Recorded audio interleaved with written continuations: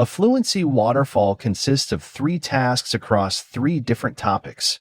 For the first task, you'll have 90 seconds to speak, 60 seconds for the second task, and only 45 seconds for the last task.